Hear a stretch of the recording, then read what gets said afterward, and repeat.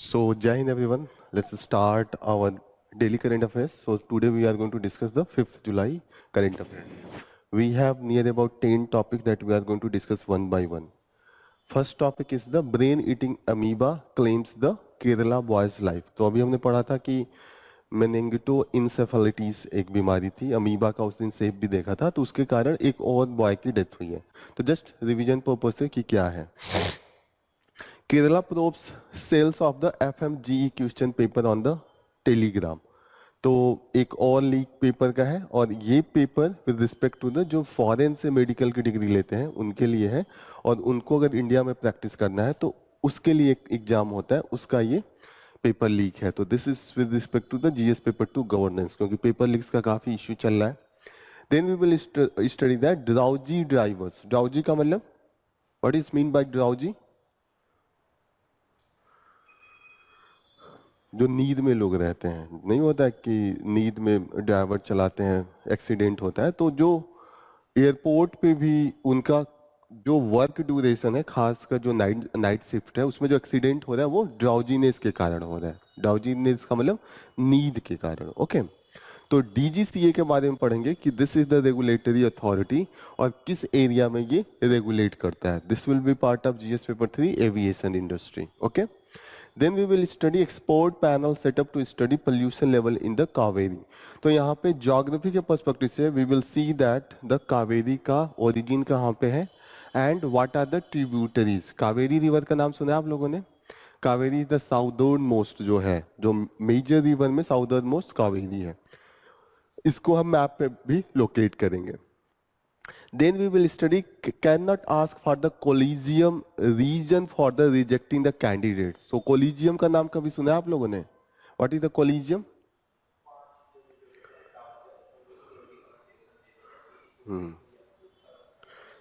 हाँ, this is way of appointment of the जज. जब जज लोगों को अपॉइंट किया जाता है हाई कोर्ट में या सुप्रीम कोर्ट में, तो एक सिस्टम है, उस सिस्टम को कॉलेजियम सिस्टम कहते हैं. ओके, तो ये जीएस पेपर 2 जुडिशरी के अंडर में आएगा. Then we will study Brahmaputra lone female gharials. Long wait for the mate could end soon. तो यहाँ पे हम घरियाल्स के बारे में पढ़ेंगे और घरियाल्स कहाँ कहाँ पाए जाते हैं उसके बारे में थोड़ा सा देखेंगे इंडिया में. ओके, तो this will be for the environment GS paper 3 जो इन्वायरमेंट के अंडर में आएगा. After that we will study education remain the most effective contraceptive. तो अगर नंबर ऑफ चाइल्ड जो बर्थ लेते हैं उनका अगर रोकना है तो सबसे अच्छा चीज है कि जो एजुकेशन है दैट शुड बी प्रमोटेड. उससे ये होता है कि जो फैमिली होती है या जो फीमेल होती है उनको थोड़ा सा फैमिली प्लानिंग के बारे में आइडिया आता है और वो जो स्पेसिंग होता है बच्चों के बारे में उसका ख्याल रखते हैं. तो education is the most important tool for the family planning और द जो ग्रोथ रेट है पॉपुलेशन का उसको रोकने के लिए. तो ये जीएस पेपर 1 सोसाइटी में देखा जाएगा. After that we will study the shape of 5 years climate agenda for India. तो न्यू गवर्नमेंट आई है, 5 years के लिए एजेंडा क्या होना चाहिए उस पर एक अच्छा सा आर्टिकल है, एनालिटिकल है, तो वो हम पढ़ेंगे. इस पे एक मेंस का आंसर भी लिखेंगे. After that, we will see that the should India review the Myanmar policy in view of the humanitarian crisis. Myanmar जो हमारा क्या उसका नाम है? बर्मा, जिसको पहले बर्मा कहते थे, म्यांमार, वहां पे इस समय सिविल वॉर चल रहा है. मिलिट्री कैप्चर किया हुआ है पावर और कई जो पॉलिटिकल ग्रुप है या एथनिक ग्रुप है मिलके एक साथ मिलिट्री से लड़ रहे हैं और कई जगहों पे अपना कब्जा भी जमा चुके हैं. तो ऐसे कंडीशन में इंडिया का क्या रोल होगा दैट वी विल स्टडी. तो इंडिया म्यांमार रिलेशन जो जीएस पेपर 2 में इंटरनेशनल रिलेशन में आएगा उसके अंडर में आ जाएगा. Then last we will see that what went wrong in the hajj pilgrimage. हज में भी इस बार काफी ज्यादा डेथ हुआ है, नियर अबाउट 1300 लोग मरे हैं. तो क्या रीजन है उसका बारे में जानेंगे और इस्लाम से रिलेटेड कुछ हम बेसिक चीजें जानेंगे. That will be our main focus area. So let's start with the front news. पहला news 6 held for the UP stampede ये चल रहा है. इसमें कुछ खास न्यूज नहीं है, nothing we have to remember. Just ये कंटिन्यूसली चल रहा है कि वहां स्टैम्पिड हुआ था, डेथ हुआ है, डेथ का कैजुअलिटी बढ़ी है और इसके लिए कौन कौन जिम्मेदार है अभी 5 को किया है. अभी गॉडमैन का नाम उस एफआईआर में नहीं है. ओके, हेमंत सोरेन फिर से सीएम बन गए हैं वहां के झारखंड के, तो इसमें भी कुछ खास नहीं है. This is just about the political news. एक न्यूज जो हमारे लिए इंपॉर्टेंट है कि जयशंकर अभी गए हैं एससीओ की मीटिंग के लिए, वहां पे हमारा जो 1-to-1 टॉक हुआ है with the foreign ministry of the China. तो वहां पे हम दोनों ने बोला है कि we should try to resolve all this border issue with the peaceful manner. तो यहाँ पे एक चीज है जो इंडिया और चाइना के बीच में एक मैकेनिज्म है, वो है working mechanism for the consultation and coordination in the India China border affairs. तो ये आप याद रखिएगा कि इंडिया का जब भी डिस्प्यूट किसी चीज पे होता है तो ये मैकेनिज्म को हम फॉलो करते हैं। Okay, this is just about the this. और जहां जहां मेन जो लड़ाई चल रही है हमारी डेमचौक एंड डेपसांग, ये दो एरिया पे चाइना हमें अंदर आ गया है। मतलब वो एरिया जो पहले हमारा था उस समय चाइनीज क्लेम है और चाइना की आर्मी यहाँ पे बैठी हुई है। यहाँ पे मेन मुद्दा इस समय चल रहा है। This is all about. UK में इलेक्शन चल रहा है। यूके की 3 मेजर पार्टी है। कौन कौन है वहां पे? ज्यादा छोटी लेबर पार्टी है। तो what is the difference between this? जैसे कि लेफ्टिस्ट, राइटिस्ट एंड सेंट्रल हो गया, तो लिबरल जो पार्टी है वो सेंट्रलिस्ट है, कंजर्वेटिव पार्टी है वो राइटिस्ट है, एंड जो लेबर है वो लेफ्टिस्ट है। जस्ट इतना ही जानिए, this is more than sufficient. एक चीज और जानिएगा कि यूके में है यूनिटरी सिस्टम है, वहां फेडरल सिस्टम नहीं है। यूनिटरी वहां पे यूनिट में पावर नहीं डिवाइड है। Most of the power is with the parliament और पार्लियामेंट ही सोल अथॉरिटी है। वहां की पार्लियामेंट इतनी स्ट्रांग होती है कि उनके हर एक लॉ कॉन्स्टिट्यूशनल लॉ होता है। There is no written constitution. Unwritten constitution का क्या मतलब होता है? ऐसा तो है नहीं कि उनके पास कोई लॉ नहीं होगा। इसका मतलब ये हुआ कि एक जगह लिखा हुआ उनके पास कोई बुक नहीं है। जैसे हमारे पास कॉन्स्टिट्यूशन एक बुक है और उसके बाद अदर्स लॉ है, लेकिन वहां पे वो जितने लॉ बनाते हैं सबको वो कॉन्स्टिट्यूशन ही मानते हैं, तो इसीलिए उसको कहा जाता है unwritten constitution. Next news that we will take is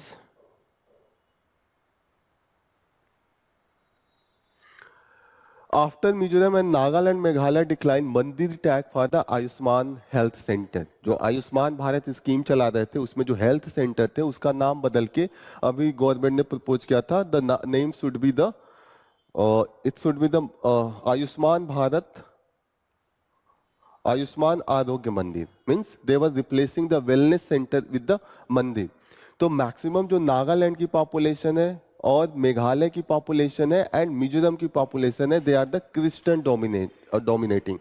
more than 80% of the population जो नागालैंड में है एंड मिजोरम में क्रिश्चियन है, और मेघालय का नियर अबाउट 75% जो पॉपुलेशन है that is the Christian following. तो उन्होंने कहा कि हम एक किसी विशेष रिलीजन के नाम से इस स्कीम का नाम या उस सेंटर का नाम नहीं रखेंगे। उन्होंने मना किया। उन्होंने कहा कि health is the state subject, और यहाँ पे हमारे पास प्रीरोगेटिव है, हमारा खुद का डिस्क्रिप्शन है कि जो सेंटर हमें सजेस्ट कर रही है वेदर वी शुड फॉलो और नॉट। तो हेल्थ किसका पार्ट है?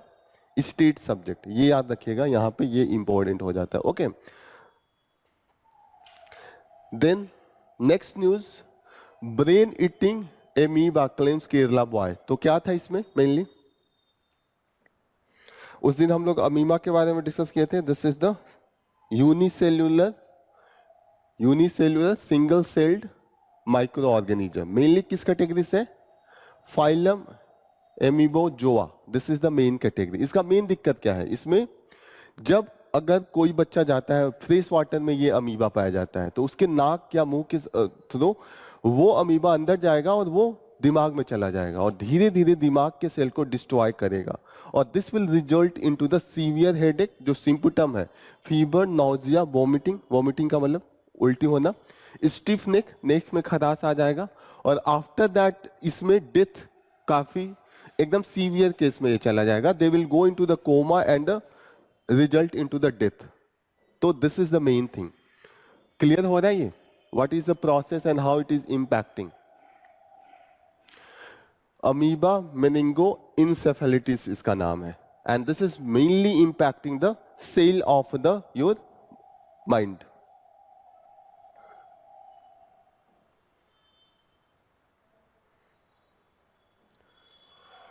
नेक्स्ट इंपॉर्टेंट न्यूज, जो केरला में sells FMGE। What is the FMGE? Foreign medical graduate examination. यहाँ पे ये प्रोसेस है कि अगर कोई फॉरेन की डिग्री है मेडिकल की, तो अगर इंडिया में उसको डॉक्टर बनना है या उसको क्लिनिक खोलना है तो उसको एक एग्जाम देना है होता है, और the name of examination is the foreign medical graduate examination. ये 2 टाइम्स होता है, और यहाँ पे फिर से पेपर लीक का मामला है। रिसेंटली गवर्नमेंट ने पास किया है public examination prevention of unfair means act. तो ये याद रखिएगा, क्योंकि कभी भी हो सकता है कि इतना पेपर लीक हो रहा है कि क्वेश्चन मेंस में पूछ सकता है। तो इसमें आप जो गवर्नमेंट स्टेप देखेंगे तो उसमें public examination prevention of unfair act is very important. इसमें काफी हार्श प्रोविजन है, 7 ईयर्स तक का भी पनिशमेंट है। तो this is the main thing you should know.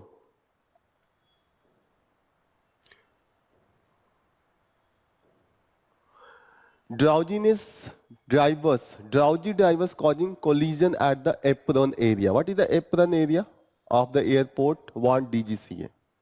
Apron area क्या होता है? Apron area कभी नाम सुना है?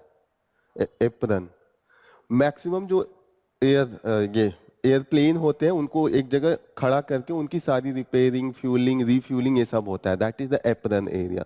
जैसे होता है ना बस का एक सेपरेट जहाँ पे गराज होता है, like this is the apron area. And DGCA is the main authority with respect to the different area of regulation of the airlines.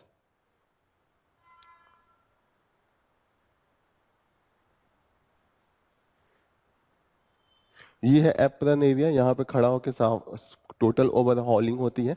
This is the area that is mainly for the where this aircraft are parked, they are loaded or the unloaded and they are maintained. Maintenance work भी उसी apron area में होता है। DGCA is main authority for the regulation of the civil aviation. जो licensing का process होता है ये भी यही regulate करते हैं। Licensing of the pilot and the other maintenance worker. Besides that, they also give guidelines for the safety of the airlines. Air safety कैसे क्या follow करना है, all that is given by the DGCA. So please remember this. इसके पहले एक और news था, this is the Kaveri. Kaveri का कोई tributaries, what is the tributary of Kaveri? Map खोलिए, open the map. Main tributaries जो है Kabini, Bhavani and Amaravati, these are the 3 main tributaries. वहां पे जो साउथ इंडिया का मैप होगा फिजिकल में, इस इंडिया का साउथ वाला एरिया यहाँ पे ये कावेरी दिख रहा है, यहाँ पे कावेरी, ये south most.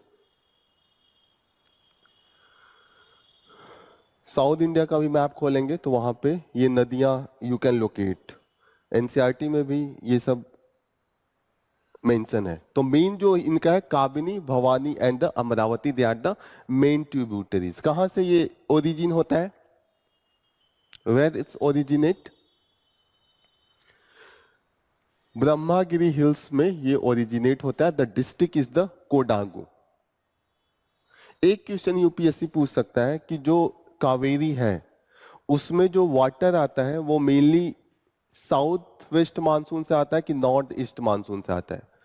South west monsoon, और दूसरा हमारे वहां जो आता है बारिश वो नॉर्थ ईस्ट मानसून से आता है। अभी जो चल रहा है वो साउथ वेस्ट मानसून है, क्योंकि अभी जो एंट्री हो रही है वो अरेबियन सी से इंडिया में हो रही है। ओके, इस वाला ब्रांच से। तो जो मेनली कावेरी है वो दोनों से होता है ऐसे जगह पे, क्योंकि तमिलनाडु में रिट्रीट, मानसून रिट्रीट का नाम सुना है आपने? मानसून जब रिट्रीट करता है, एक बार मैं पिक्चर दिखाता हूं। ये इंडिया का है। एक जो बारिश होगी यहां से हवा जाएगी, ऐसे बारिश करते करते आएगी, यहां से एयर चलती है विंड्स, और ये जाती है और पूरा चारों तरफ बारिश होती है। This is the south west monsoon. फिर जो नवंबर के टाइम पे रिट्रीट होने लगता है, यहाँ से वापस आती है, यहाँ से पानी उठाएगी, फिर इधर आते आते यहाँ पे बारिश करेगी। तो आपने सुना होगा दिसंबर में बारिश होती है तमिलनाडु में।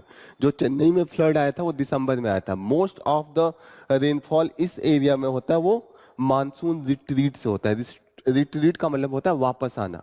जब यहाँ से वापस हवा आएगी तो फिर से यहाँ से पानी उठा लिया बे ऑफ बंगाल से, और जब इसके पैरेलल यहाँ से गुजरती है तो वापस जो होता है बारिश इस एरिया में होता है। एक होता है अभी प्रेशर डिफरेंस कहाँ है, high pressure to low pressure. तो लो प्रेशर अभी सूरज कहाँ पे है, हमारे हेड पे है, लो प्रेशर है और यहाँ हाई प्रेशर है। तो हवा कहाँ से कहाँ बहती है, हाई प्रेशर से लो प्रेशर। पानी कहाँ बहेगी, ऊंचाई से नीचाई की तरफ बहेगी ना, जहाँ पे हाई प्रेशर होगा लो प्रेशर होगा।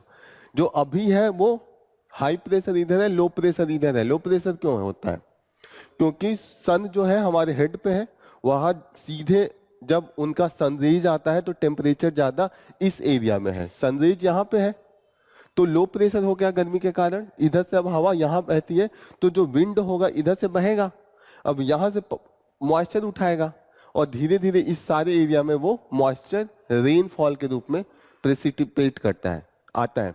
वापस देखिएगा इधर नवंबर दिसंबर में ये वाले एरिया से विंड वापस आता है और जब यहां से आएगा तो इस एरिया से पानी उठाएगा और ऐसे पैरेलल आते आते यहाँ पे बारिश होती है। तो कावेरी को south west monsoon and north east monsoon दोनों से पानी मिलता है, ये ध्यान रखिएगा, ये पूछा जा सकता है। This is the mainly. उसके बाद यहाँ पे है ये जो पोल्यूशन का मेन रीजन वो कॉमन है सारे रिवर का, जैसे क्या है कि sewage waste, solid waste and industrial waste, ये तीन टाइप के मेन है जो कॉज है, ये सारे रिवर्स के कॉमन है। ओरिजिन लिखा था, origin Brahmagiri hills, Kodagu district into the Karnataka, ठीक है। और इससे दोनों मानसून से वाटर और रेनफॉल होता है। This should be कलियो।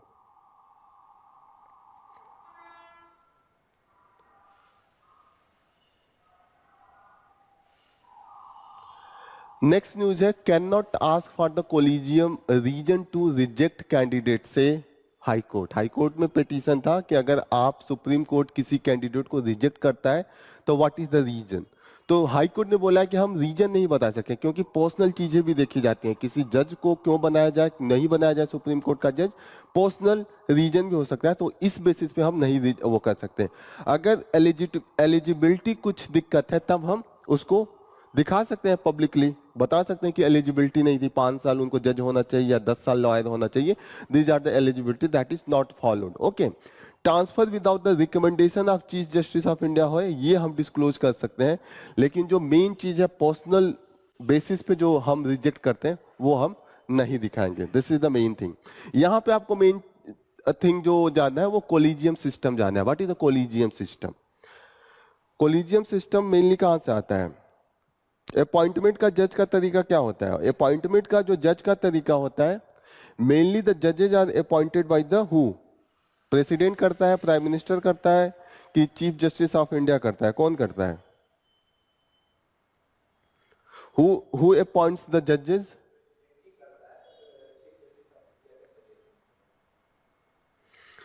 Article 124 and article 217, ये दो आर्टिकल है। आर्टिकल 124 बताता है कि जो जज ऑफ द सुप्रीम कोर्ट को कैसे अपॉइंट किया जाएगा, और आर्टिकल 217 बताता है कि जज and chief justice of the high court को कैसे हम अपॉइंट करेंगे।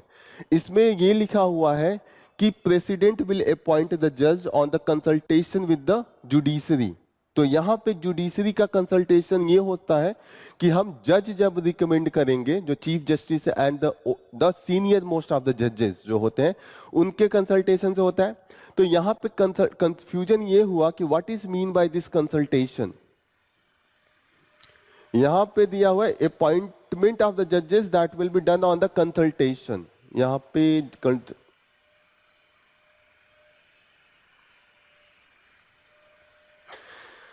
मैं कॉन्स्टिट्यूशन खोल के दिखाता हूँ। कॉन्स्टिट्यूशन कितनों ने ले लिया है, कॉन्स्टिट्यूशन लिया है जो ओरिजिनल कॉन्स्टिट्यूशन है, बेयर एक्ट, एक बुक आती है वो आप लोग ले लीजिए, उसको हम लोग डायरेक्ट रेफर करेंगे।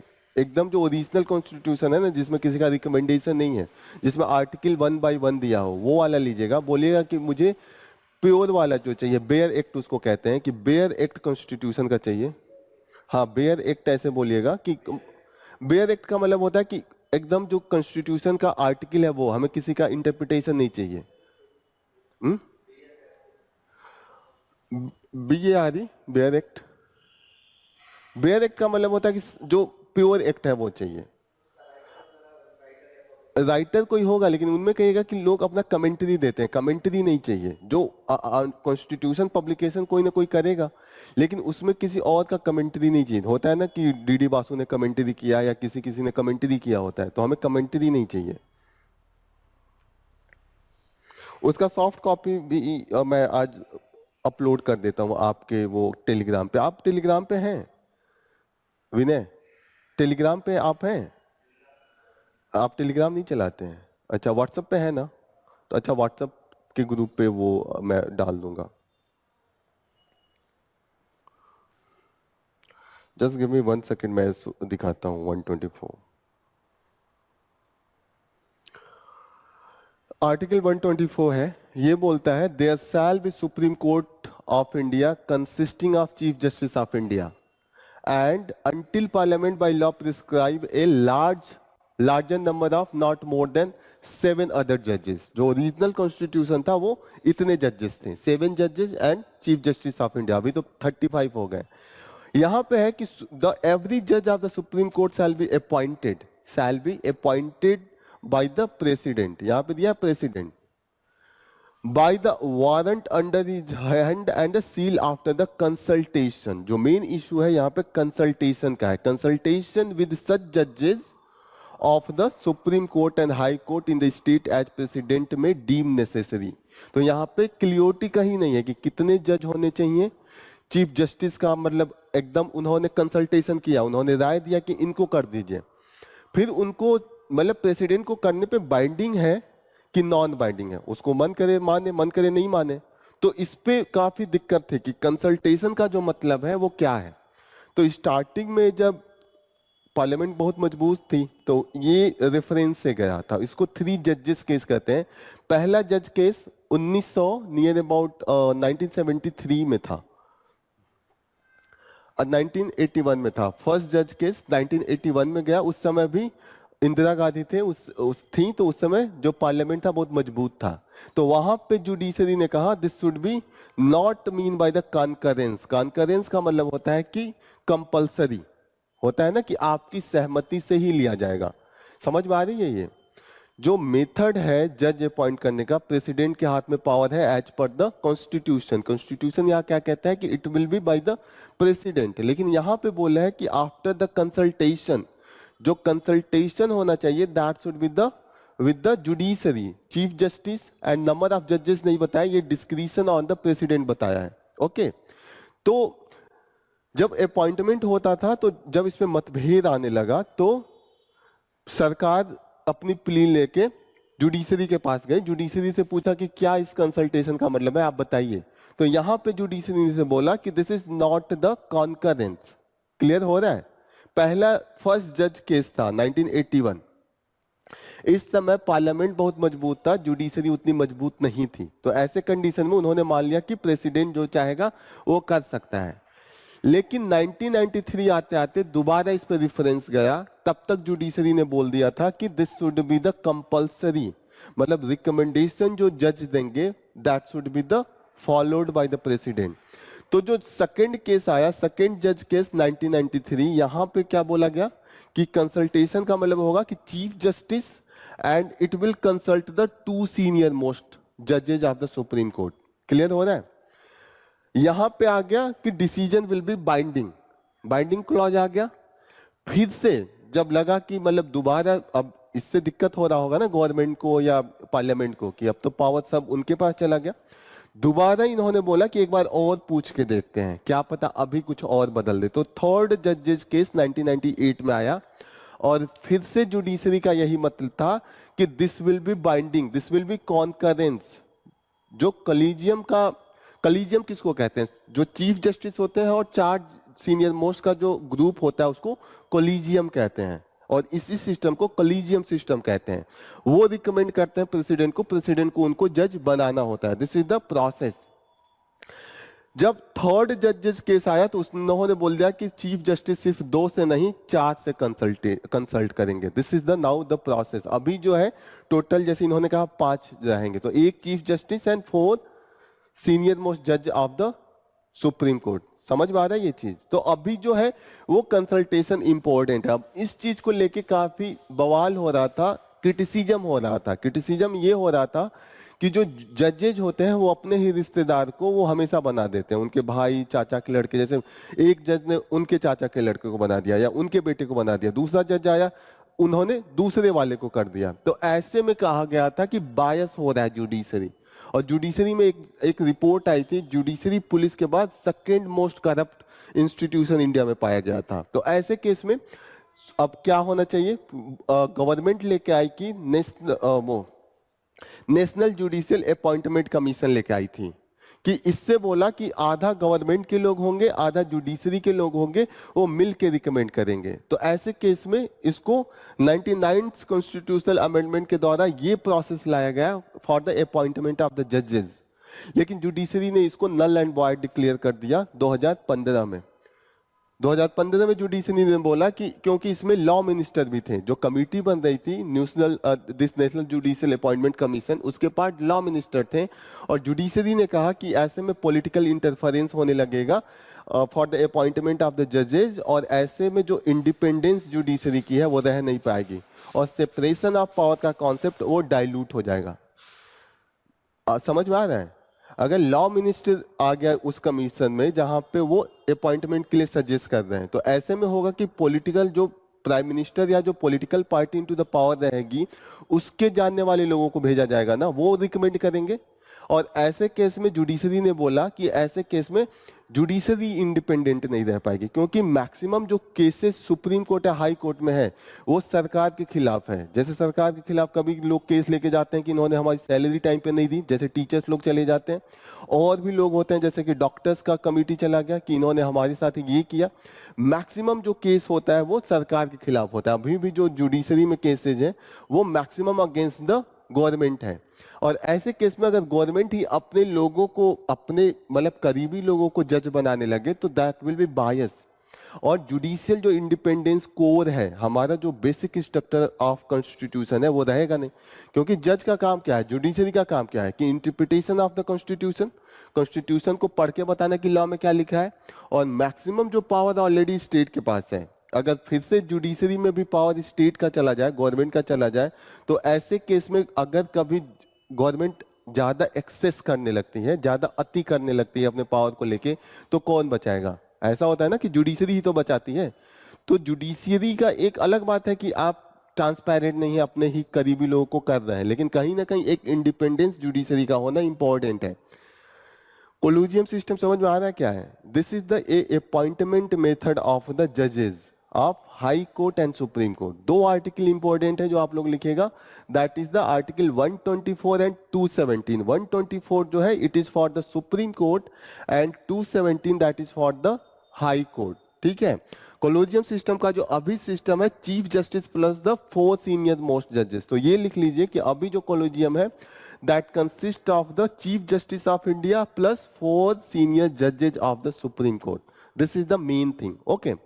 उसमें अगर हाई कोर्ट के जज को करना है तो जो उसमें कोलिजियम होगा उसमें chief justice plus 2 senior most जज होंगे, और फिर वो कोलिजियम जो स्टेट का जुडिशरी होगा, जैसे जज और चीफ जस्टिस होंगे उनसे भी कंसल्ट करते हैं और वहां के भी सीनियर मोस्ट 2 जजों से कंसल्ट करते हैं। This is the process. Clear? Next news.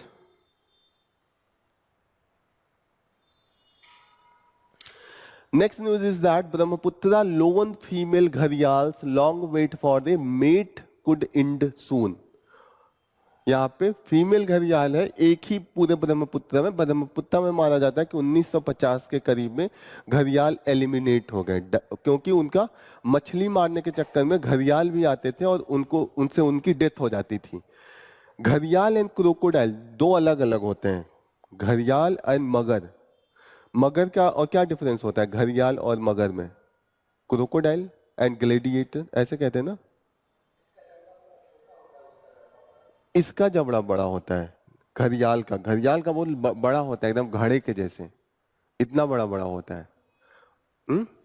घड़ियाल का ये बड़ा होता है, ये जो होगा स्टाउट, पतला और बड़ा। हाँ पतला होगा और बहुत लंबा होगा।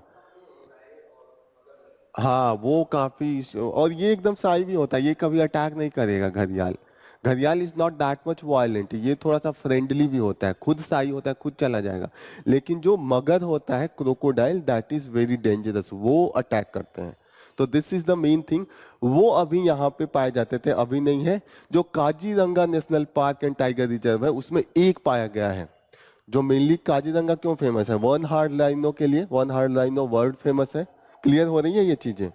घड़ियाल लेकिन इंडिया में पाए जाते हैं, बहुत ज्यादा मात्रा में पाए जाते हैं। जो चंबल नदी है और यमुना नदी का जो एक ट्रिब्यूटरी चंबल है उसमें काफी पाए जाते हैं। और जो गंडक नदी है अपने आसपास बिहार में बहता है, यहाँ से आप जाइएगा 70-80 किलोमीटर दूर गंडक नदी बहती है, नेपाल से होकर आती है, तो वहां पे ये पाए जाते हैं। तो जो घड़ियाल है वो मेनली है चंबल रिवर, राजस्थान, मध्य प्रदेश और उत्तर प्रदेश में चंबल रिवर फ्लो करती है। ओके, उत्तर प्रदेश में मेनली आके मिल जाती है यहाँ पे यमुना से, तो ये याद रखिएगा। दूसरा है नेशनल चंबल सैंक्चुरी है, ये फेमस है फॉर द घड़ियाल। ओके, थर्ड है कटरनिया घाट wild life sanctuary Uttar Pradesh में, ये घड़ियाल के लिए फेमस है। और थोड़े बहुत घड़ियाल पाए जाते हैं सोन एंड गंडक रिवर में। ये 2017-18 में पीसीएस में पूछा हुआ है क्वेश्चन कि घड़ियाल के लिए ऑप्शन दिया था, उसमें था सबसे ज्यादा था वो ऑप्शन था जो नेशनल चंबल सैंक्चुरी है उसमें है। ओके, क्लियर हो रहा है? जो काजीरंगा नेशनल पार्क है, what is it is famous for one horn rhinoceros, ठीक है ना। और ये ऐसा पार्क है जिसमें टाइगर और ये दोनों एक साथ ज्यादा मात्रा में है, नंबर ऑफ द टाइगर्स भी काफी ज्यादा है और वन हॉर्न राइनो भी सबसे ज्यादा है। बिसाइड दैट राइनोसोरस कहाँ कहाँ पाए जाते हैं? Rhinoceros one horn, Indian one horn rhinoceros सबसे ज्यादा काजीरंगा में, दूसरे में पोवित्रो है। पोवित्रो में सबसे ज्यादा डेंसिटी है, साइज छोटा है, उसी में उनके नंबर ज्यादा है। डेंसिटी का मतलब होता है कि ये एरिया कम हो और लोग ज्यादा हो, दैट इज द डेंसिटी। तो डेंसिटी के मामले में पोवित्रो वाइल्ड लाइफ है यहाँ पे हाईएस्ट है, और नंबर के मामले में ओवरऑल काजीरंगा नेशनल पार्क में मैक्सिमम है। वेस्ट बंगाल, ये तो असम के 4 हो गए। फिर वेस्ट बंगाल में Jaldapara national park and Gorumara national park यहाँ पे है। यूपी का याद रखिएगा, दुधवा में भी थोड़े बहुत पाए जाते हैं। दुधवा नेशनल पार्क यूपी में सिर्फ एक है जहाँ पे पाए जाते हैं, और बिहार में सिर्फ एक है, उसका नाम है वाल्मीकि टाइगर रिजर्व। यहाँ से ज्यादा दूर नहीं है, मुश्किल से 80 किलोमीटर टाइगर रिजर्व है। ये कुशीनगर का जब आप क्रॉस कीजिएगा, पश्चिम चंपारण वहां से स्टार्ट हो जाती है ना, आप जाइएगा यहाँ से तो खड्डा खड्डा के पास पनियावा, पनियावा के बाद वाल्मीकि टाइगर रिजर्व भी आता है। मुश्किल से 80 किलोमीटर है। आप ट्रेन पकड़ के बिहार वाली ट्रेन पकड़िएगा जो ये सिसवा होते हुए जाती है, तो आपको वाल्मीकि टाइगर रिजर्व मिलेगा। तो here we can find the rhinoceros. Dudhwa जो है वो उत्तराखंड वाले बॉर्डर पे है। क्लियर? ये सब एरिया है जहाँ पे वन हॉर्न राइनोसोरस पाए जाते हैं। यूपी में याद रखिएगा, क्योंकि यूपी पीसीएस का अगर आप देने जा रहे हैं तो एक इंपॉर्टेंट है, क्योंकि दुधवा में ही पाए जाते हैं, तो ये याद रखिएगा। बिहार अपना बगल वाला स्टेट है, तो वहां पे वाल्मीकि टाइगर रिजर्व है। गोरखपुर के बहुत पास है, तो ये सब चीजें याद होनी चाहिए। क्लियर हो रही है? नेक्स्ट न्यूज पे चले फिर। ये जीएस पेपर 1 में सोसाइटी का जब पेपर आएगा तो वहां पे आप लिख सकते हैं एजुकेशन का क्या मतलब है, और अभी भी सोसाइटी में वीमेंस के प्रति क्या माइंडसेट है। जैसे वर्ल्ड पॉपुलेशन डे आएगा 11 जुलाई को, तो इसके कॉन्टेक्स्ट में ये आर्टिकल है। जो अभी फर्टिलिटी रेट है इंडिया का कितना है? रिसेंट रिपोर्ट क्या है? फर्टिलिटी रेट क्या होता है?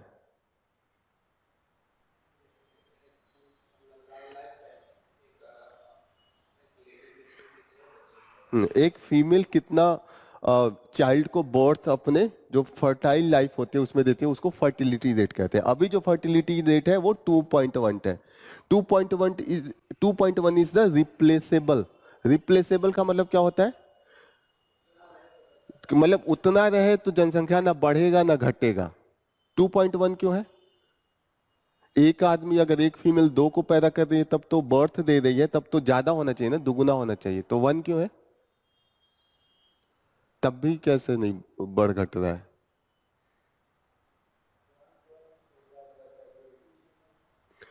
हाँ, जैसे है, जैसे 2.1 ऐसे निकाले हैं, एक बार मैं दिखा देता हूँ। जैसे मानिए पेरेंट्स हैं तो माता पिता होंगे, माता पिता से दो बच्चे हुए, एक मेल एक फीमेल, मेल का शादी, फीमेल का बाहर हो गया, मेल का आता है तो घर पे आती है वाइफ, तो यहाँ पे फिर दो बच्चे, ये एक बाहर चला जाएगा और एक अंदर वहीं पे रह जाएगा घर में ही। क्लियरिटी आ रही है?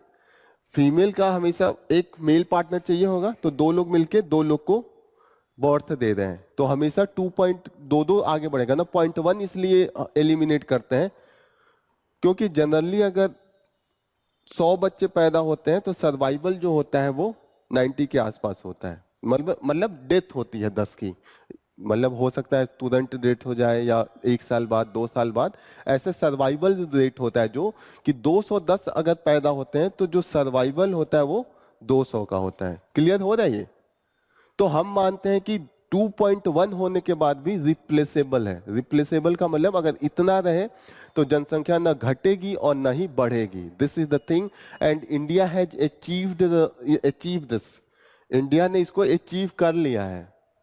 तो ये कंफ्यूजन नहीं रखिएगा कि इंडिया का जो ग्रोथ रेट है अब धीरे धीरे डिक्रीज करेगा। जो फर्टिलिटी रेट है और जो पॉपुलेशन रेट है इंडिया का आशा है कि दैट विल बी डिक्रीजिंग। अभी स्टार्टिंग में बढ़ेगी but later it will be decreasing. अच्छा, यहाँ पे दिया है current it is 1.4 billion, peak जाएगा 1.7 बाय द 2064 और उसके बाद सेटल हो जाएगा 1.53। मतलब जो हमारा पॉपुलेशन है 150 करोड़ पे सेटल हो जाएगा, मतलब 150 करोड़ पे ये उसके आगे नहीं जाएगा। This is the prediction of now. जैसे ग्रोथ रेट अभी जो हो रही है सबसे मैक्सिमम होगा वो 2064 में होगा। 2064 में जो इंडिया का पॉपुलेशन होगा 170 करोड़ होगा। 1 बिलियन में 100 करोड़ होता है तो 1.7 मीन्स 170 करोड़। ओके, तो ये समझ में आ रहा है कि क्या पीक है, क्या पॉपुलेशन का ग्राफ बनेगा। पॉपुलेशन का ग्राफ कुछ ऐसे बनेगा, वापस आ जाएगा जो यहाँ पे है गिर के, अभी 2064 तक ये ऊपर जाएगा। ओके, हाँ, सेंसस नहीं होता है लेकिन और सब रिपोर्ट होता है, जैसे national health family health survey होता है, ये होता है, वर्ल्ड बैंक अपना वो सब कराते रहते हैं। वर्ल्ड वो पॉपुलेशन यूएन का एक है, यूएन वर्ल्ड पॉपुलेशन, वो कराता रहता है, कोई कोई ग्रुप है वो कराता रहता है। जैसे सेंसस तो इंडियन गवर्नमेंट का है, तो ऐसा थोड़ी है, और भी कॉन्स्टिट्यूट तो कुछ कुछ आइडिया देते रहते हैं, एकदम एग्जैक्ट नहीं होता है लेकिन वो प्रिडिक्शन करते रहते हैं।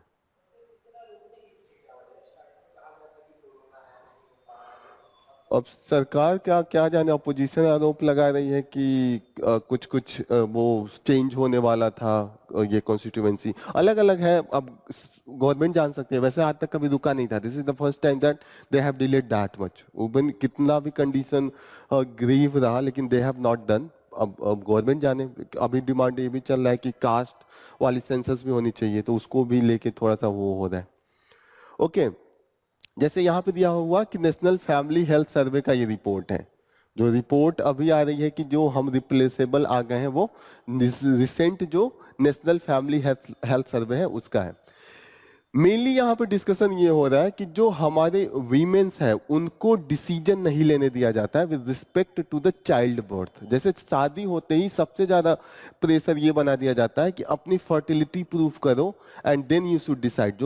तो जो स्पेसिंग होता है बच्चों के बीच में, कि एक बच्चा से दूसरे बच्चे के बीच में जो स्पेस होता है 4 साल 5 साल, वो नहीं हो पाता है। और मैक्सिमम ये चीजें हैं जो जिन लड़कियों का शादी, जिन फीमेल का शादी काफी यंग एज में हो जाता है, they don't have that much decision making power. जैसे यहाँ पे दिया हुआ है कि spacing and limiting. Spacing power ये होता है कि फीमेल डिसाइड करे कि एक बच्चे के बाद दूसरे बच्चे में जो डिस्टेंस होना चाहिए वो कितने साल होना चाहिए। नॉर्मली आपने सोसाइटी में देखिएगा कि लगातार कंटिन्यूटी में जो चाइल्ड बर्थ होती है कि 1 साल बाद भी हो जाता है, ऐसे में वीमेन का जो हेल्थ होता है फीमेल का वो काफी खराब हो जाता है। लिमिटिंग का मतलब होता है कि what should be the number of child. ये वीमेन्स को बच्चा जो भी चाइल्ड बर्थ देना होता है, लेकिन मेन डिसीजन कौन लेता है? मेल, फादर या husband, they take the decision. This is the main issue. और यहाँ पे जो प्लानिंग है फैमिली की, that's why it's become the limited. Beside that कि जो फीमेल है उनको जो एजुकेशन होता है सेक्स से रिलेटेड कि कैसे क्या प्रिकॉशन लेना चाहिए, क्या होना चाहिए, that is not there. And जो कॉन्ट्रासेप्टिव है वो भी हमें अवेलेबल नहीं है। This is the main reason for the that much growth, population growth, और द इसके कारण बीमारियां भी बहुत होती हैं। जैसे फॉरेन में देखिएगा, वहां पे जो सेक्स एजुकेशन है दैट इज कॉमन, क्लास 8 से ही स्टार्ट किया जाता है कि क्या प्रिकॉशन लेना चाहिए, कैसे लेना चाहिए, दे टीच एवरीथिंग। लेकिन हमारे वहाँ टबू है, इसको बहुत बुरा माना जाता है, नाम भी लोग नहीं लेते हैं। This is the thing and that's why this is the जो हमारे एक तरीके से माना जाता है कि हेल्थ इशू बहुत ज्यादा क्रिएट हो जाती है। जो अनीमिया का केसेज है and other such related cases is high in India, it is due to the lack of sex education in to the India. Okay, abortion को रिलेटेड है। एबॉर्शन हो जाता है तो लड़कियों को जो इंडिया में है वो अपना खुद का डिसीजन नहीं होता है कि how they have to do the abortion, वो भी उनकी फैमिली मेल कैंडिडेट लेता है। और इंडिया का जो एबॉर्शन लॉ है, medical termination of the pregnancy act, यहाँ पे एबॉर्शन इज अलाउड। जैसे यहाँ पे एक्ट को मैं एक बार दिखाता हूँ, अगर 26 वीक के पहले एबॉर्शन है दैट इज अलाउड, मतलब उसमें कुछ नहीं चाहिए आपको, just you have to go and consult with the doctor. अगर 24 वीक के पहले है तो दिस इज अलाउड, एक डॉक्टर से कंसल्ट करके हो जाएगा। लेकिन ये होना चाहिए कि ये हॉस्पिटल के थ्रू होना चाहिए, क्लिनिक के थ्रू होना चाहिए, वरना ये इलीगल भी है, क्राइम भी है। जैसे एबॉर्शन खुद अपने आप नहीं कर सकते क्योंकि डेथ होने के चांसेस होते हैं, तो ऐसे केस में आपको हॉस्पिटल जाना है, डॉक्टर से कंसल्ट करके then you should take the decision. लेकिन अगर जो प्रेगनेंसी है वो 24 वीक से ज्यादा हो गई, ऐसे केस में you have to consult with the 2 doctors. This is the here, ठीक है ना। तो ये लीगल प्रोसेस है। तो ये आप जैसे इस सब चीजों के बारे में बात करना है तो ये एक्ट हमेशा याद रखिएगा, this provide the main safety for the this type of the abortion. Clear हो रहा है ये चीजें? अगर सोसाइटी में कभी क्वेश्चन आता है वीमेन से रिलेटेड लिखने को, तो ये सब चीजें पॉइंट आप लिख सकते हैं कि how the female are given the, मतलब उनको जो फैमिली प्लानिंग होती है या अदर एरिया में how they take the decision, और कितना रिस्ट्रिक्शन होता है and what are the hurdles. Clear हो रहा है ये चीजें कि उनको कहाँ कहाँ रोक होता है और कहाँ कहाँ उनके पास पावर है। तो वीमेन इंपावरमेंट के रिलेटेड ये सब पॉइंट काफी इंपॉर्टेंट हो सकता है।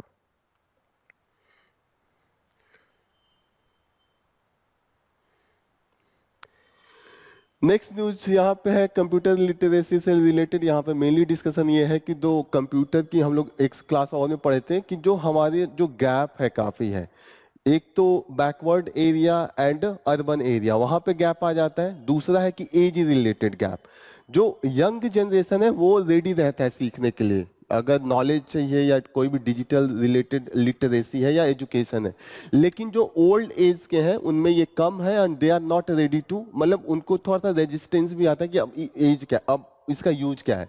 एक एज के बाद उन्हें लगता है कि how I will use all this knowledge. तो यहाँ पे देखिएगा कि जो डिफरेंस आ रहा है वहां पे this mark the increase in 80%। जो rural area and urban area के बीच में यहाँ पे डिफरेंस दिया है, और जो एज के बीच में डिफरेंस दिया है वो यहाँ दिया है। 20 साल और 24 साल के बीच में क्या है, जो सीखने का परसेंटेज है, और जो ओल्ड एज में है 65 या 70 के बीच में है, वो देखिए 4.4% पे गिर के आ जा रहा है। और नॉर्मल बात है, जब आदमी बूढ़ा हो जाता है उसको क्या लगता है कि क्यों सीखे। आप घर में भी देखिएगा कि मदर फादर वो जल्दी इंटरनेट बैंकिंग आप सिखाइएगा अभी तो कहेंगे नहीं तुम ही कर दो। मैक्सिमम अपने चाइल्ड से ही बोलते हैं कि आप लोग कर दीजिए, वो नहीं रेडी होते क्योंकि उनको लगता है आप तो जरूरत ही क्या है, मेरा तो टाइम वो गया। तो इसीलिए ये परसेंटेज काफी कम है। लेकिन दिक्कत ये है कि अभी के जमाने में दे आर वेरी नेसेसिटी, अब वो नेसेसरी पार्ट बन गए हैं। जैसे मैक्सिमम चीजें अब होने लगी हैं वो डिजिटल मोड में हो रहा है, and that's why they many times they face the situation. जैसे होगा कि कभी वो यंग उनका जो चाइल्ड है वो नहीं है, घर पर अकेले किसी को पैसा देना है, तो ऐसे कंडीशन में वो दूसरों से देते हैं, तो वहां पर रिस्क फ्रॉड का ज्यादा हो सकता है। उनका मानिए उनका कोड चुरा ले, मानिए कभी फ्लिपकार्ट फ्लिपकार्ट से कोई आया देने के लिए डिलीवरी, उस समय उनका चाइल्ड नहीं है, अभी पैसे पे कर दें, उनको वैसे ही पे करना है। तो कहीं ना कहीं they get the exposure of the risk, risk बढ़ जाती है ना अगर आप लिटरेसी नहीं है तो दैट्स इज द, जैसे यहाँ पे यही एक्सप्लेन किया है कि ऐसे कंडीशन में computer literacy has become compulsory for the each age group. और अदर रीजन यहाँ पे दिया है कि जैसे इंफ्रास्ट्रक्चर अभी भी डेवलप नहीं है, जो रूरल एरिया में है, इनएडिक्वेट है, इनएडिक्वेट का मतलब पर्याप्त नहीं है। वही चीज है यहाँ पे कि older demography exhibit less enthusiasm and embracing the new technology, this is all about. Okay, next news जो इंपॉर्टेंट है वो ये वाला है कि the shape of 5 year climate agenda for the India. तो इसमें इन्होंने ये डिस्कस किया है कि जो 5 ईयर का नेक्स्ट एजेंडा इंडिया का होना चाहिए वो किस लेवल पे होना चाहिए और किस किस एरिया में होना चाहिए। इन्होंने 3 एरिया की बात की है। पहला एरिया इन्होंने बात किया है कि गो हायर। गो हायर ये गवर्नमेंट ऑफ इंडिया के लिए है कि आप जितना भी इंगेजमेंट ग्लोबल प्लेटफॉर्म पे था उसको और बढ़ा दीजिए। दूसरा इन्होंने बात किया है कि we should go for the go wider. Go wider का मतलब, गो वाइडर का मतलब क्या हुआ? गो वाइडर यहां पे ये मेंशन कर रहे हैं कि अभी तक हमारा फोकस जो था, जैसे हम क्लाइमेट को हमेशा किससे जोड़ के देखते थे, हम हमेशा क्लाइमेट को पावर जनरेशन से देख के लेके देखते थे कि केवल बिजली उत्पादन जो है उसी में हम एमिशन कर रहे हैं। लेकिन बिजली ही उत्पादन नहीं है, हमें कई एरिया और में देखना है, जैसे ट्रांसपोर्टेशन भी हो गया, इंडस्ट्री भी हो गया, जो हाउस होल्ड यूज होता है अप्लायंस का उसमें भी हो गया। तो इन्होंने कहा है कि वाइडर एरिया में जाना चाहिए। सिर्फ power sector is not only area where we can limit for our self. इन्होंने कहा है कि जो 2 व्हीलर्स 4 व्हीलर्स उन सब में कहीं ना कहीं हमें टारगेट करना चाहिए जीरो कार्बन को लेके। जीरो कार्बन का क्या टारगेट है? जीरो कार्बन का ये टारगेट है कि बाय 270 इंडिया जीरो कार्बन पहुंच जाएगा। जीरो कार्बन का ये मतलब हुआ कि जितना कार्बन इंडिया से उत्सर्जित हो रहा है, एमिट हो रहा है, उतना ही हम इतने पेड़ पौधे लगा लेंगे कि इतनी कैपेसिटी इंडिया की होगी कि इंडिया में उतने कार्बन हम वापस एब्जॉर्ब भी कर रहे होंगे। है ना कि 100 जैसे हमने इतने पावर प्लांट एंड इतने व्हीकल से हमने 100 गीगावाट हमने कार्बन डाइऑक्साइड निकाला। तो हमारे पास फॉरेस्ट इतने होने चाहिए जहां पे हम सिंक कर सकें, वापस एब्जॉर्ब कर सकें। क्लियर हो रहा है? तो 2070 तक का हमारा टारगेट है जीरो टारगेट अचीव करने के लिए। ओके, जो इंडिया ने अभी इनिशिएटिव लिया है, मेजर इनिशिएटिव, पहला इनिशिएटिव है इंटरनेशनल सोलर अलायंस हमने बनाया है ग्लोबल लेवल पे। 2015 में जब पेरिस एग्रीमेंट था तो इंडिया ने एक नया प्लेटफॉर्म स्टार्ट किया, इंटरनेशनल सोलर अलायंस। यहाँ पे हमारा मेन फोकस एरिया है कि हम सोलर एनर्जी मैक्सिमम जितना हो सके उतना एनर्जी के लिए यूज करेंगे। पावर एनर्जी जैसे कोल या डीजल या और भी क्रूड ऑयल को हटा के सोलर पे जाएंगे। और सोलर अलायंस में यह है कि ग्लोबल लेवल पे हमने एक ग्रुप बना रखा है, जो जितनी भी कंट्रीज हैं, tropic of cancer and tropic of capricorn, जो ट्रॉपिक्स दो है ना, ट्रॉपिक्स पता है आप लोगों को, जिसके बीच में सन मूव करता है तो उसको ट्रॉपिक्स कहते हैं। तो दो ट्रॉपिक्स हैं, जो नॉर्थ एरिया में ट्रॉपिक ऑफ कैंसर है और जो साउथ में है वो ट्रॉपिक ऑफ कैप्रिकॉर्न है। ठीक है, हिंदी में क्या बोलते हैं उसको? कर्क एंड मकर रेखा। ठीक है, तो कर्क को ट्रॉपिक ऑफ कैंसर कहते हैं और मकर को ट्रॉपिक ऑफ कैप्रिकॉर्न कहते हैं। चीजें समझ में आ रही हैं? ये चारों का नाम लिख लीजिए। इंडिया इन सब में लीडर है। International solar alliance, coalition for the disaster resilient infrastructure, ये भी ग्लोबल लेवल पे है। ग्लोबल बायोफ्यूल अलायंस है कि बायोफ्यूल से हम मैक्सिमम एनर्जी प्रोड्यूस करना चाहते हैं। What is the biofuel? What is the biofuel? हाँ, जैसे जितने भी हम कुछ पौधे हैं या कुछ जो गन्ने, जैसे ये कह रहे हैं शुगर केन का जो निकलता है बगास उसको कहते हैं। हाँ, मेज ओ से भी हम पौधों से डीजल बनाना स्टार्ट किए हैं, डीजल एंड पेट्रोल, इसको बायोफ्यूल कह रहे हैं। उसमें भी अगर हम कुछ पौधे हैं जिसमें जो डीजल एंड क्रूड ऑयल की मात्रा ज्यादा होती है तो उसको हम बायोफ्यूल कहते हैं। तो हमारा कोशिश है कि हम जमीन के नीचे से जो क्रूड ऑयल है उसको रिप्लेस करके जो पेड़ पौधे हैं, पेड़ पौधों का मैं बात वो नहीं कर रहा हूँ, मेनली जो पौधे हैं छोटे छोटे, जैसे क्रॉप है, जैसे कि एक बहुत फेमस है, क्या भी फेमस है यहाँ पे होता है, गुआम, राजस्थान में होता है, गुआम इज वेरी फेमस। तो गुआम से काफी बायो डीजल के लिए फेमस है। तो these are the things that we are using for the production of the crude oil. And green development pact under the G20 presidency, again ये India का ही इनिशिएटिव है। तो ये चारों लिख लीजिए आप लोग, इंपॉर्टेंट है, इसके बारे में सर्च कीजिएगा, मैंने भी इंफॉर्मेशन दिया है। व्हाट आर दिस, बड़ा करूं?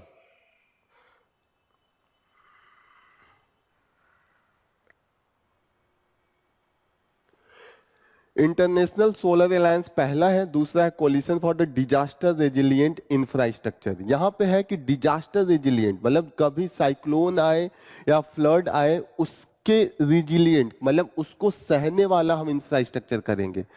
जो हम कोस्टल एरिया में बिल्डिंग भी बनाएंगे तो ऐसे बनाएंगे कि वहां का मैक्सिमम जो साइक्लोन आया है उसको मेजर करेंगे और उस साइक्लोन को सहने वाले बिल्डिंग बेस हम बनाएंगे। This is the global disaster resilient infrastructure. ठीक है।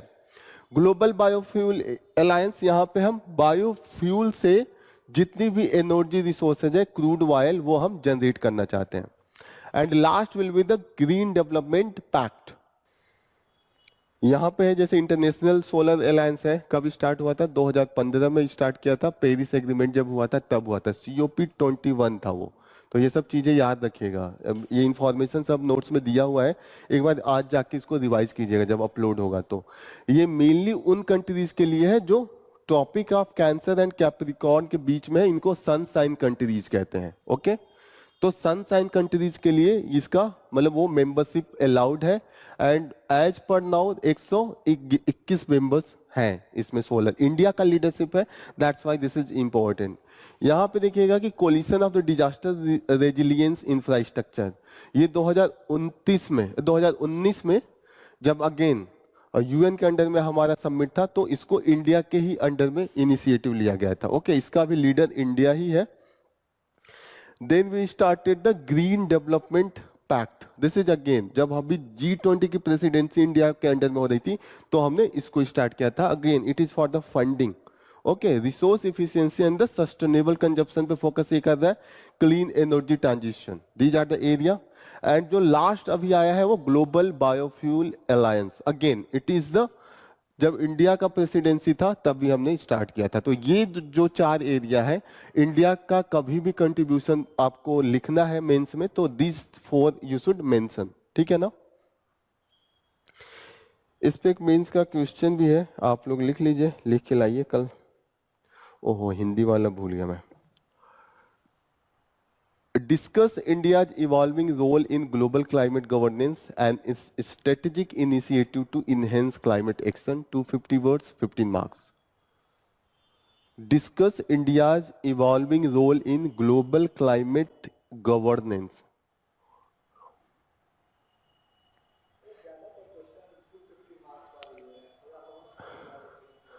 अब 150 वाले में इसलिए नहीं अभी दे रहा हूं क्योंकि अभी यू विल हैव थोड़ा सा फ्रीडम हो, जितना मन करे उतना लिख ले। 150 में एकदम प्रिसाइज आंसर लिखना पड़ता है, you have to be very selective. अब 150 भी अगर आपका डिमांड है तो 150 भी कुछ दे देता हूं।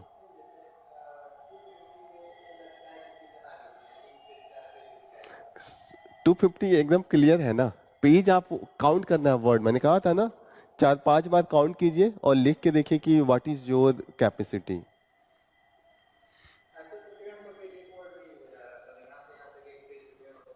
हो जाता है, तब 2 ही पेज लिखना है, 2 पेज 1.5 पेज। यहाँ पे क्या मेन डिस्कशन करना है? Discuss India's evolving role in global climate. तो इंडियाज का रोल एंड इनिशिएटिव। तो एक तो गोल ये, रोल ये हो गया। स्टार्ट हम करेंगे कि इंडिया जो है वो साउथ का लीडर है। कॉमन बट डिफरेंशिएटेड रिस्पॉन्सिबिलिटी की बात होती है जब हम ग्लोबल लेवल पे बात करते हैं। यहां पे है ना, India's evolving role at the global climate governance. तो पहली बात है, आप स्टार्ट कीजिएगा कि India is the leader of the global south. अगर इन्वायरमेंट में है तो खासकर हम, और इंडिया का जो मेन लीडरशिप का स्लोगन है वो है कॉमन बट डिफरेंशिएटेड रिस्पॉन्सिबिलिटी। इसका मतलब क्या हुआ? लेकिन इसका मतलब थोड़ा अलग है। इसका मतलब ये है कि जो दुनिया में जितने भी देश हैं उन पे सब पे रिस्पॉन्सिबिलिटी है कि क्लाइमेट चेंज के लिए लड़ाई करना है, सबको कम करना है, रिस्पॉन्सिबिलिटी सब है। लेकिन ये दिक्कत है कि जितने भी कंट्रीज हैं अलग अलग तरीके से रिस्पॉन्सिबल है क्लाइमेट चेंज के कारण। जैसे इंडस्ट्रियल रिवोल्यूशन सबसे पहले यूरोप एंड यूएस में आई तो उन्होंने सबसे ज्यादा एमिट किया, तो उनकी रिस्पॉन्सिबिलिटी ज्यादा है। हम लोग साउथ जो डेवलपिंग कंट्रीज हैं हमने इंडस्ट्री का उतना एक्सप्लॉयटेशन नहीं किया तो हमने उतना नहीं पोल्यूट किया है। समझ में आ रहा है कि रिस्पॉन्सिबिलिटी अलग अलग है। यूएस और जापान और यूरोप है, इन्होंने ही मैक्सिमम पोल्यूशन किया है ना, तो इनको ज्यादा पैसे देना है। तो कॉमन कम तो सबको करना है। इंडिया ये नहीं कह सकता कि हमने पोल्यूट नहीं किया तो हम अब फ्री होकर पोल्यूट करेंगे। हमारी लेकिन कम रिस्पॉन्सिबिलिटी होगी, ज्यादा जो बाइंडिंग रूल होंगे वो यूरोप पे होंगे और यूएस पे होंगे और जापान पे होंगे। इसीलिए इसको कॉमन बट डिफरेंशिएटेड रिस्पॉन्सिबिलिटी कहते हैं। जैसे जितने भी डेवलपिंग कंट्री उनकी रिस्पॉन्सिबिलिटी ज्यादा होगी ना, उनके पास एक तो टेक्नोलॉजी ज्यादा है तो वो टेक्नोलॉजी हमको दें डेवलपिंग कंट्रीज को, तो रिस्पॉन्सिबिलिटी अलग है, अलग अलग रिस्पॉन्सिबिलिटी है। और जो लॉ इम्प्लीमेंट होगा एज पर जिन्होंने जितना पोल्यूशन किया उन पे उतना ज्यादा होना चाहिए। क्लियर हो रहा है ये? तो ये मेन है। दूसरी चीज है कि चार वो हम लोगों ने पढ़ा है, जो चारों इनिशिएटिव है इंडिया को, ये दूसरे वाले में हम लिखेंगे यहाँ पे। ओके, क्लियर हो रहा है? कितने लोगों ने आंसर लिखना एकदम बंद कर दिया है? विनय तो सबमिट ही करना बंद कर दिया क्यों? अच्छा, अरे कभी भी 15-20 मिनट का टाइम लेके आप लिख दीजिए।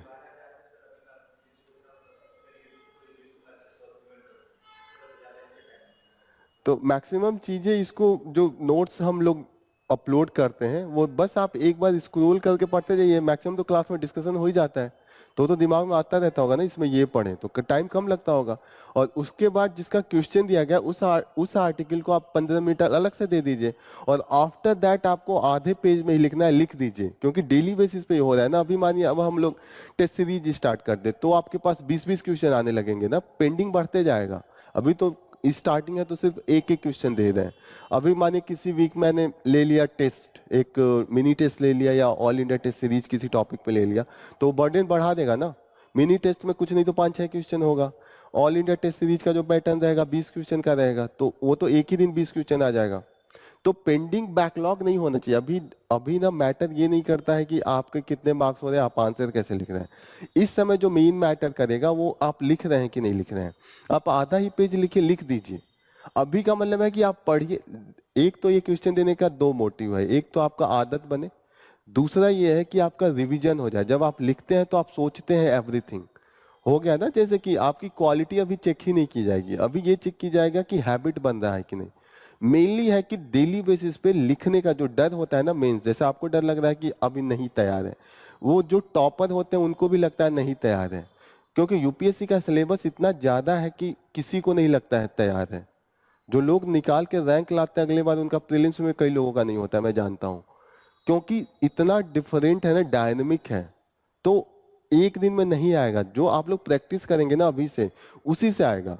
एक तो कॉन्फिडेंस बनेगा। तो आप घर जाइए, 1 घंटा 1.5 घंटा रिवीजन के लिए डेली निकालिए, और उसके बाद आप 1-1.5 घंटे में 1 घंटे आप रिवीजन फटाफट कीजिए, और बचा जो 15-20 मिनट उसमें लिख दीजिए। लिख के आप सबमिट कीजिए, फिर आपका इवेल्युएट करके आपको कॉपी मिलेगा तो थोड़ा अच्छा लगने लगेगा कि हाँ लिख रहे हैं, कॉपी का इवेल्युएशन मिल रहा है। That should be the main target. हमारा जो फोकस एरिया होना चाहिए इस पे होना चाहिए। तो आप लोग लिखिए आज से, आप एकदम 2 ही पैराग्राफ लिखिए, लेकिन लिखिए ऑन ए डेली बेसिस। इसको पेंडिंग मत, बैकलॉग में मत रखिए, ठीक है ना।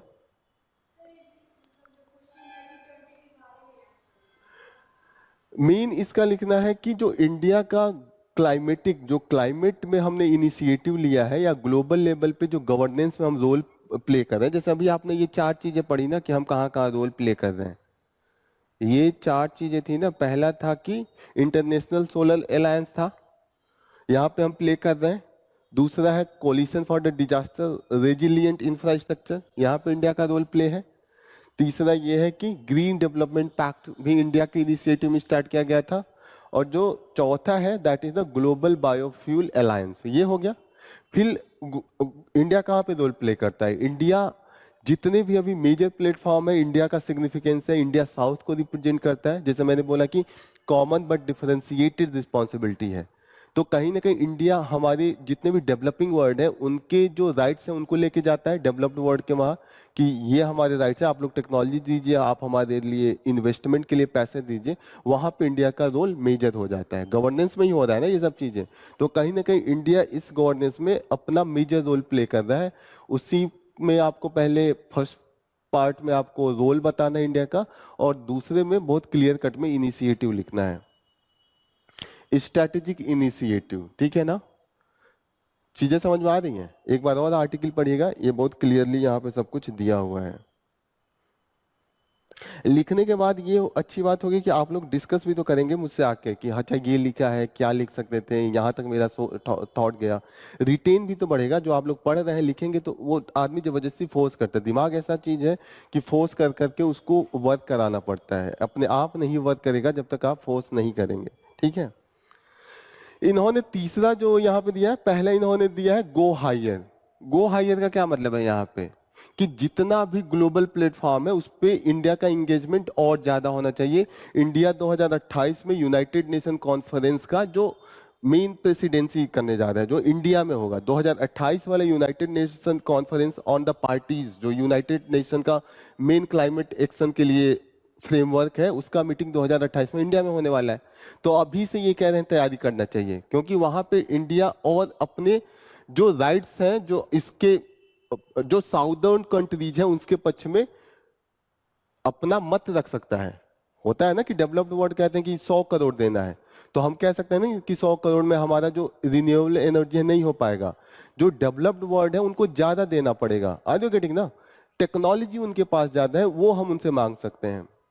दूसरी बात कही है कि गो वाइडर। अभी तक हम सोच रहे हैं कि पावर सेक्टर से ही सब कुछ एमिट होता है, लेकिन हमें और भी एरिया में जाना चाहिए। जैसे इन्होंने कहा है कि 0 कार्बन 2 एंड 4 व्हीलर में भी होना चाहिए। ओके, रूरल एरिया में भी बहुत सी इकोनॉमिक एक्टिविटी है जहां पे हम सस्टेनेबल और रिन्यूएबल एनर्जी का यूज कर सकते हैं। ठीक है? फिर इन्होंने कहा है कि थर्ड लेवल क्या होना चाहिए? Go deeper. गो डीपर का क्या मतलब है? कि केवल इंडिया ही लेवल पे नहीं एक्शन लेना है, जो स्टेट है और जो लोकल बॉडीज है वहां पे भी कोऑर्डिनेशन होना चाहिए। सब national climate action and the resilience must be on the term of the government. यहाँ पे बोला है कि council on the energy for the environment and water, इनका अभी तमिलनाडु गवर्नमेंट के साथ एक प्रोजेक्ट है, और उसमें इन्होंने काफी अच्छा जो रिसेंटली रिलीज्ड प्लान, इन्होंने प्लान बनाया है कि transition from the this traditional energy to the renewable energy, और नेट जीरो फ्यूचर की बात कर रहे हैं। इस मेनली इस पार्ट में ये कह रहे हैं कि केवल इंडिया ही लेवल पे आप नहीं कर सकते हैं, जो स्टेट लेवल है और जो लोकल बॉडीज है वहां पे भी कोऑर्डिनेशन बनाइए। डिफरेंट जो ये स्टेट्स हैं, डिफरेंट ऑर्गेनाइजेशंस हैं, और डिफरेंट जो कोऑपरेशन एंड लोकल बॉडीज है, ये यहाँ पे मेन बता रहे हैं। तो ये कह रहे हैं कि सेंटर स्टेट सिर्फ फाइट नहीं कर सकता है, ठीक है, फेडरलिज्म है, वहां पे coordination of the group is important. समझ में आ रही है ये चीजें? तो आप जो आंसर लिखेंगे ये तीनों का यूज कर सकते हैं कि go higher, go wider and go deeper. तीनों का अलग अलग एरिया है। समझ में आ रही है चीजें? चीजें समझ में आई?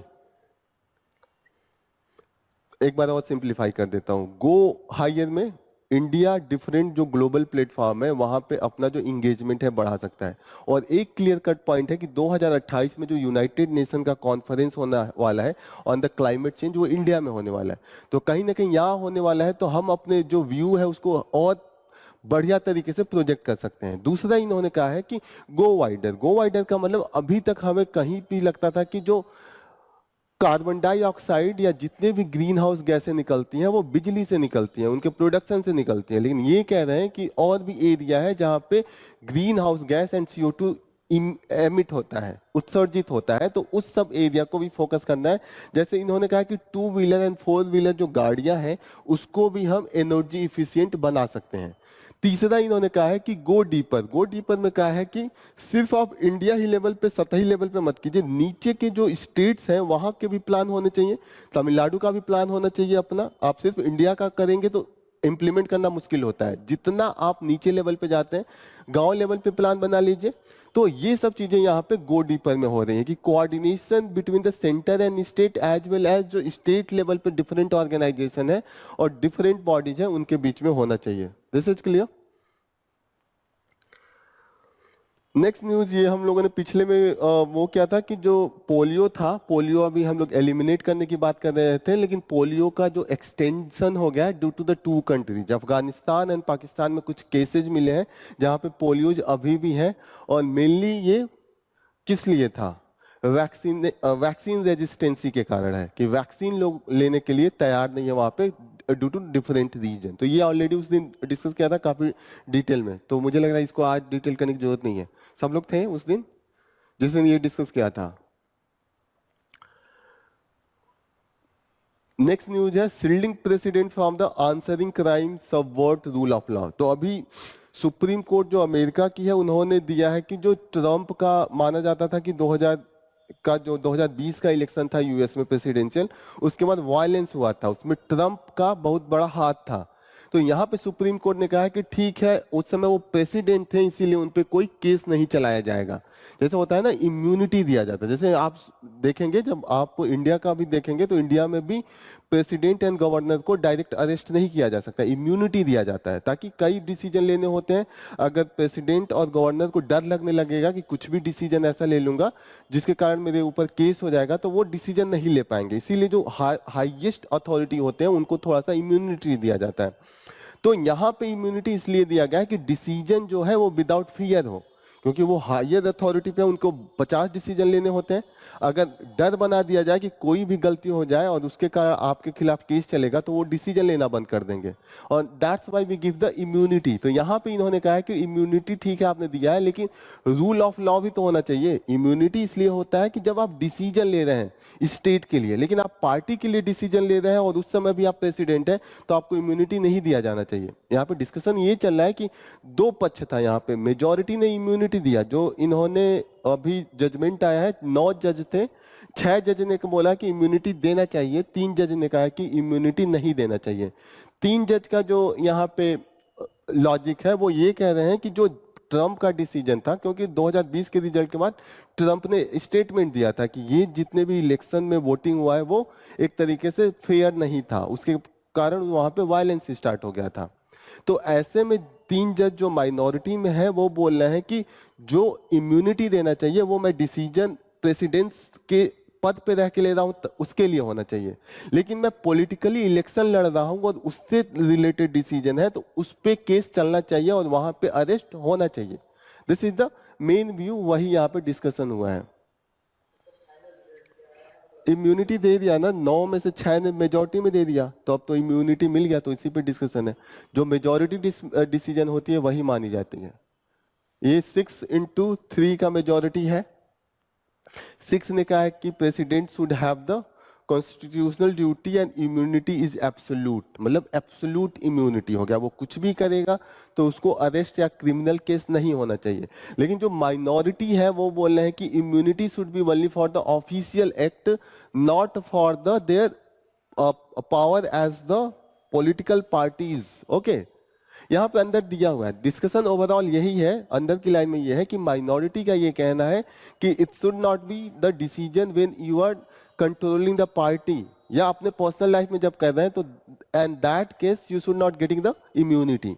ठीक है, यही इसमें डिस्कशन है, बस आप इतना ही जानिए। इंडिया के केस में भी इम्यूनिटी है, और खासकर जो सिविल केस है उसमें इम्यूनिटी दी जाती है। अभी हम लोग जब प्रेसिडेंट्स और ये पढ़ेंगे गवर्नर, तो ये सब हम लोग डिस्कस करेंगे। ठीक है,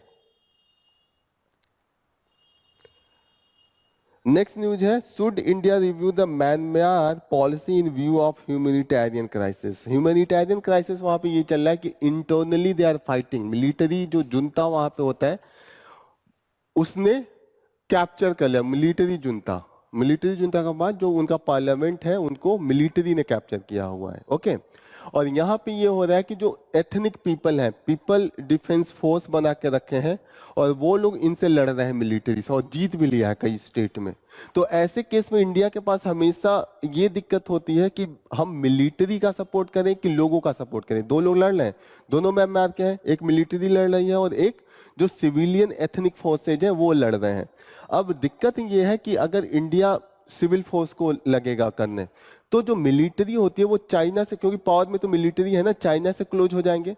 तो जो हमें अभी नॉर्थ ईस्ट में जितने भी इंसर्जेंसी है वो हम लड़ नहीं पाते। अगर म्यांमार साथ नहीं दे, भूटान साथ नहीं दे, तो कहीं ना कहीं जितने भी इंसर्जेंट हैं भाग के हमेशा म्यांमार भूटान में जाते हैं। तो हमें वहाँ का गवर्नमेंट का कोऑपरेशन चाहिए होता है। तो ऐसे केस में वहाँ पे मिलिट्री रूल भी होती है तो भी हम क्रिटिसाइज एकदम ब्लंट होकर नहीं करते हैं। तो यहाँ पे यह है कि इंडिया को किस तरीके से ट्रीट करना चाहिए। ओके, जैसे वहाँ पे ये बोला है कि जहाँ पे ह्यूमैनिटेरियन नीड है, जैसे वहाँ पे लोग इस समय छोटी छोटी चीजें नहीं है, जैसे वाटर नहीं है, सैनिटरी नैपकिन नहीं है, एनेस्थीसिया नहीं है जिसको लगा के इंजेक्शन लगा के ऑपरेशन किया जाता है, इतने छोटे छोटे मेडिसिन नहीं है म्यांमार में। तो कहीं ना कहीं उसके लिए जो लोग भाग के मिजोरम में आ रहे हैं, मिजोरम से होते हुए दिल्ली आते हैं इलाज कराने के लिए। तो कहीं ना कहीं इंडिया को all in these area we should support the people, humanitarian assistance देना चाहिए। और मिलिट्री का एक तरीके से वहां सपोर्ट होना चाहिए जहां पे चाइना का इशू आ रहा है। नहीं तो एक चीज और है, वहां पे हम देख रहे हैं कि बाल्कनाइजेशन का एक इशू आ जा रहा है। बाल्कनाइजेशन का मतलब होता है कि एक देश को कई देशों में बांट देना। तो वहां पे कई एथनिक ग्रुप उभर के आ रहे हैं। जैसे एक डिमांड चल रहा है कि एक क्रिश्चियन स्टेट बनाना चाहिए, क्रिश्चियन स्टेट का भी डिमांड चल रहा है। और ऐसे केस में अगर वहां पे इनस्टेबिलिटी रहेगी म्यांमार में तो इंडिया भी सेफ नहीं रहेगा, क्योंकि इंडिया का नॉर्थ ईस्ट जो सेक्शन है वो कहीं से कहीं लिंक है। इंस्टेबिलिटी वहां पे रहेगी तो वही इंसर्जेंट भाग के यहाँ पे भी आते हैं, सपोर्ट करते हैं। तो म्यांमार की स्टेबिलिटी इंडिया की भी स्टेबिलिटी के लिए जरूरी है and that's why India should support the humanitarian assistance provide करना चाहिए और कोशिश करना चाहिए कि वहां पे स्टेबिलिटी आए। और उसके लिए track 1.5 dialogue and track 2 dialogue दोनों को फॉलो करना चाहिए। तो क्या है ट्रैक 1.5 एंड ट्रैक 2.0 डायलॉग? कभी नाम सुना है न्यूज में? जैसे नॉर्मल दो कंट्रीज हो तो उनके बीच में कैसे बात होती है? एक तो गवर्नमेंट से गवर्नमेंट बात करती है, पीपल टू पीपल बात होती है, पीपल भी जाते हैं, जैसे यहाँ के म्यूजिशियन वहां जाएंगे, यहाँ के क्रिकेटर वहां जाएंगे, होता है ना कि नॉन गवर्नमेंटल ये होती है, हो गया। और एक होती है गवर्नमेंट एंड पीपल, जैसे गवर्नमेंट जाके वहां कुछ ऑर्गेनाइज करा देगी, वहां के आम जनता पार्टिसिपेट करेगी, वहां की गवर्नमेंट यहाँ के ऐसी करेगी कि गवर्नमेंट एंड पीपल दोनों इंटरेक्ट करेंगे। ओके, तो ये सब different type of the tracks of dialogue होते हैं। यहाँ पे मैंने दिया हुआ है, एक बार ये देखिएगा आप लोग, प्रीलिम्स में इस पे क्वेश्चन पूछ सकते हैं। जैसे ट्रैक 1 है, this is for the government to government diplomacy, इसको ट्रैक 1 डायलॉग कहते हैं। ओके, ट्रैक 2 क्या होगा? Non official to non official, और दोनों का जब मिक्स करके कहेंगे वो ट्रैक 1.5 डिप्लोमेसी होगा। क्लियर हो रहा है ये? Track 1, track 1.5, track 2, track 3। यहां पे हो जाएगा कल्चर एजुकेशन एक्सचेंज प्रोग्राम जो होता है या वीजा एम्प्लॉयमेंट होता है, ये सब ट्रैक 3 में आ जाएगा कि गवर्नमेंट वहां के लिए स्कीम कुछ चला दे, तो दैट विल बी ट्रैक 3। ये भी पीपल टू पीपल ही होगा। ओके, लेकिन यहाँ पे गवर्नमेंट की स्कीम मेनली होती है। लास्ट न्यूज, एक छोटा सा न्यूज ये है पार्लियामेंट से रिलेटेड। यहाँ पे ये है कि पहले जो पार्लियामेंट की सुरक्षा के लिए हमारे पास पार्लियामेंट्री सिक्योरिटी स्टाफ होता था, इसको पीएसएस कहते थे। इस बार जो होने वाला है, अभी हमने इसको रिप्लेस कर दिया है, सेंट्रल इंडस्ट्रियल सिक्योरिटी फोर्स होती है उसको डिप्लॉय कर दिया। जैसे आप जाते होंगे एयरपोर्ट पे तो जो सिक्योरिटी होती थी वो सेंट्रल इंडस्ट्रियल सिक्योरिटी फोर्स थी, तो वो अलग फोर्स थी जो पार्लियामेंट को सुरक्षा देती थी, वो पार्लियामेंट्री सिक्योरिटी स्टाफ थी। अब इसको हटा के रिप्लेस कर दिया इसको, तो ये अब रहेंगे ही नहीं। ये स्पेशल फोर्स थी क्योंकि अभी रिसेंटली पार्लियामेंट में इवेंट हुआ था जहां पे कुछ बाहरी लोग घुस गए थे, कुछ दिक्कत हुई थी लास्ट ईयर, तो उसी के कॉन्टेक्स्ट में ये हटाया गया है। ओके, एक चीज और है कि इस बार जो मेंबर्स है मोर देन 52% जो पार्लियामेंट के मेंबर्स अभी गए वो न्यू है, वो पहली बार पार्लियामेंट में गए, तो ये चीजें हैं जो आपको याद रखना चाहिए। बिहार में कंटिन्यूअसली पुल गिरे हैं, कुछ कुछ नहीं तो 10 ब्रिज जो है वो अभी कोलैप्स किए हैं, मुश्किल से इस 1-2 महीने में, 15 दिन में, फोर्ट नाइट दिया है, 15 दिन में 10 पुल गिरे हैं। तो कहीं ना कहीं अब डिमांड आ रहा है कि एक तरीके से ऑडिटिंग होनी चाहिए, जो इंफ्रास्ट्रक्चर होता है उसकी भी ऑडिट होनी चाहिए। स्ट्रक्चरल ऑडिट इसको कहते हैं। एक होता है सोशल ऑडिट, एक होता है स्ट्रक्चरल ऑडिट, कि जब आपने कोई स्कीम, कोई आपने इंफ्रास्ट्रक्चर बनाया, पुल ब्रिज या कोई स्कूल क्या हॉस्पिटल, तो उसका भी ऑडिट होना चाहिए कि ये कितना पैसा गया था, कितना लगा। दूसरा इसका पॉइंट होना चाहिए कि कितना ये इफिशिएंट है, गिरने के चांस कितने हैं, क्योंकि कैजुअलिटी भी तो होती है ऐसे में, नीचे लोग दब के मर जाते हैं, ऊपर चढ़ रहे होते हैं वो दब के मर जाते हैं। तो स्ट्रक्चर का, स्ट्रक्चरल ऑडिट में ये भी देखा जाता है कि कितना पुराना है, कितने भार इस पे गुजरती है और कितना ये सह सकती है, नीचे जो वाटर वोटर है कितना इसको डिस्प्लेस किया है, कितना, जैसे पहले होगा कि एक होगा ना वाटर का लेवल या वहां पे जो मिट्टी का लेवल होगा कहीं ना कहीं डिस्प्लेस होती रहती है, वो सब देख के इसको कितना रिपेयर की जरूरत है वो बताया जाता है, उसको कहते हैं स्ट्रक्चरल ऑडिट। ठीक है। नेक्स्ट न्यूज कोई खास नहीं है, ये टिस से रिलेटेड है। Tata institute of social science अभी उनके 100 जो टीचर्स और नॉन टीचिंग स्टाफ थे उनको निकाल दिया था, फिर प्रेशर बना तो वापस लेना पड़ा। तो इसमें सेंटर और जो वहाँ का जो ट्रस्ट है उनके बीच में कुछ चेंज हो रहा था, कुछ आपस में मतभेद थे, उसको लेके ये सब चीजें थी। तो वो इतना इंपॉर्टेंट नहीं है, just it is a normally, कोई खास नहीं था इसमें।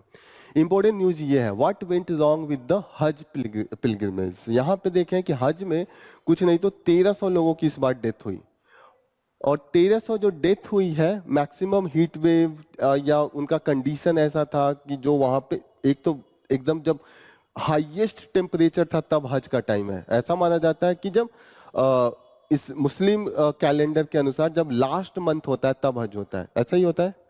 ठीक है। और हज को जो 5 मेन चीजें, पिलर्स मानी जाती है इस्लाम की, हज उसमें से एक है। ठीक है। यहाँ पे ये है कि जो हज के नंबर्स होते हैं वो बहुत अब बढ़ते गए, पॉपुलेशन बढ़ रहे हैं तो बढ़ गए।